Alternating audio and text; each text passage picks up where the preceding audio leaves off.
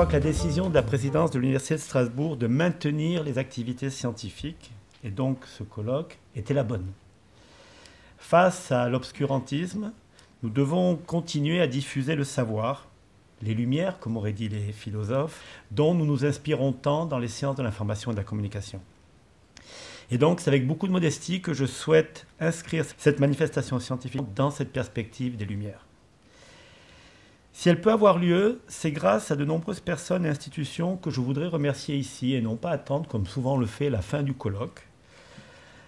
En premier lieu, je voudrais évoquer bien entendu la présidence, notamment notre président Alain Beretz, qui a toujours su bien guider l'université dans ces périodes même difficiles. Je tiens bien entendu à remercier également Madame Catherine Florence, notre vice-présidente, d'abord pour sa présence, mais aussi pour le soutien qu'elle m'a apporté régulièrement, notamment ces derniers mois. Parmi toutes les institutions extra-universitaires que je souhaite évoquer, il y a bien entendu l'UNESCO, cet organisme des Nations Unies qui, je vous le rappelle, s'occupe des questions d'éducation, de culture et de sciences. Car ce colloque s'inscrit dans l'activité de la chaire que j'ai l'honneur de diriger. Chaire qui a été fondée, comme l'a rappelé Madame la vice-présidente, en 2007 par mon collègue Michel Mathien. Après les structures, ce sont les personnes que je voudrais évoquer. Un colloque scientifique n'est rien sans son comité scientifique. Et celui-là fait appel à 35 universitaires et chercheurs issus de 12 pays différents. Les propositions ont été, comme le veut la norme, traitées en double aveugle. Et le programme aujourd'hui est le résultat de leur travail efficace. Merci donc à eux. Je souhaite également remercier tous les collègues qui font partie de la chaire UNESCO, une dizaine de collègues et de doctorants issus de différentes disciplines, ainsi qu'aux responsables des panels qui vont, tout au long de ce colloque, nous aider à discuter.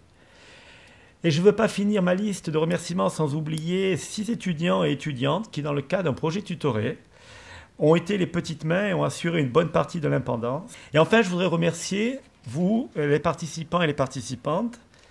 Vous êtes un certain nombre à m'avoir posé des questions sur votre venue. Est-ce qu'on peut venir à Strasbourg ? Par votre présence, je crois que vous marquez votre attachement à des valeurs communes que nous défendons tous, quelle que soit notre religion, notre nationalité, notre couleur de peau. Merci donc de votre présence.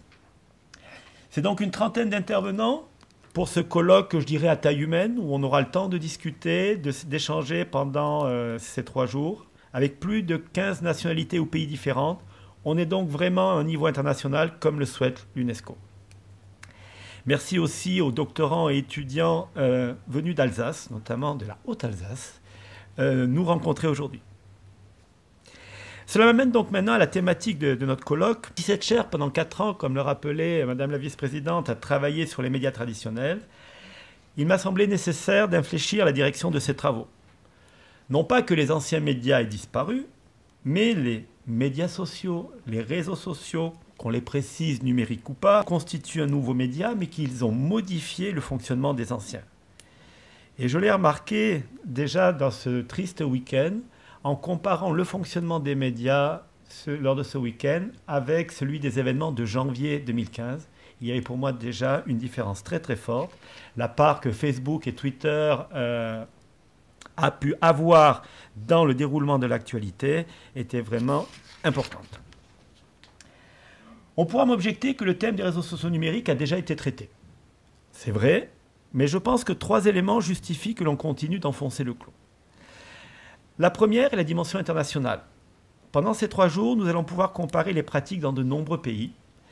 Et rien de tel qu'un regard par-dessus la barrière à l'étranger pour mieux comprendre ce qui se passe chez nous. Deuxième élément, il est d'ordre épistémologique. La recherche avance, notamment en sciences humaines et sociales, en creusant toujours au même endroit. C'est au début des années 2010 que 2-3 parutions, articles, conférences d'un couple des chercheurs ont lancé des débats sur les RSN, réseaux sociaux numériques en France. Je pense aux collègues Stenger et Coutan, qu'on cite aujourd'hui comme on citait en littérature Lagarde et Michard. Troisième élément, c'est la nature profonde d'éthique, donc de ces technologies de l'information et de la communication. L'éthique n'arrête pas d'évoluer.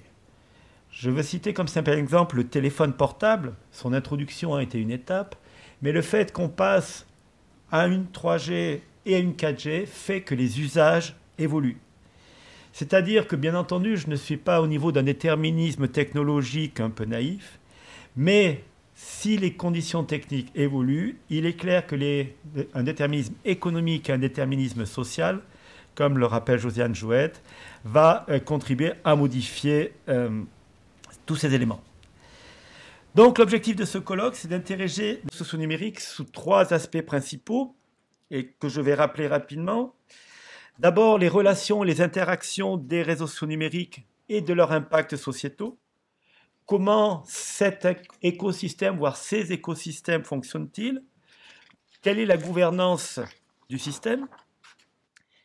Le deuxième point que nous aborderons, c'est la question d'un éventuel empowerment des internautes. On connaît déjà les limites du journalisme citoyen. Est-ce que les individus ont plus de pouvoir avec les RSN? Et troisième problème, c'est celui des langues et des cultures. Est-ce que le système fait que seuls les grands, et notamment les très grands, les pure players, peuvent émerger? Ou bien est-ce que les RSN vont ouvrir aussi des niches où les langues et les cultures peuvent se développer? Il est toujours amusant de rappeler que Facebook, un de ces pure players, existe en 70 langues, dont le basque et le latin. À chaque colloque, son moment fort. J'ai donc le plaisir de vous annoncer la conférence de notre invité, Monsieur Hervé Lecronier, collègue de l'Université de Caen, qui depuis de nombreuses années travaille sur ce sujet et qui est devenu un des experts français de la question, reconnu même à l'international. Je l'ai connu moi-même grâce à Internet, car il fait partie de ces rares collègues qui non seulement parlent des nouvelles technologies, mais qui les pratiquent lui aussi. Et donc c'est un des grands avantages. Je donc tiens à le remercier sincèrement d'avoir accepté notre invitation. Toujours dans le domaine universitaire, je tiens à adresser mes remerciements à l'IUT Robert Schuman et au département Information Communication et à la MICHA pour leur aide. Ce Stempel, comme on dirait ici en Alsace, cher UNESCO, donne au travail effectué une résonance toute particulière. Toujours parmi les institutions, je voudrais remercier la ville de Strasbourg, Eurométropole, et la région Alsace pour leur soutien financier. Elles permettent non seulement que ce colloque ait lieu, mais aussi d'offrir à nos invités un peu de cet art de vie à la française qu'il faut dans les circonstances actuelles encore plus rappeler.